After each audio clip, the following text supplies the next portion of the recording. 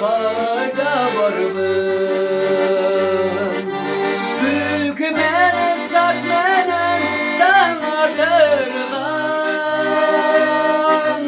Gülgünce gülgünce canınca canınca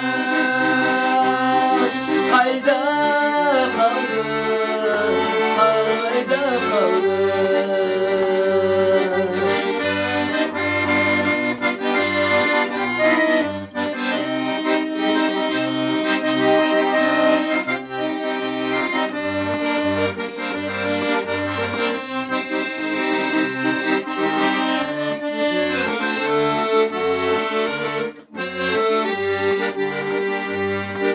Çıvam ayvam su geçken sayda kaldım.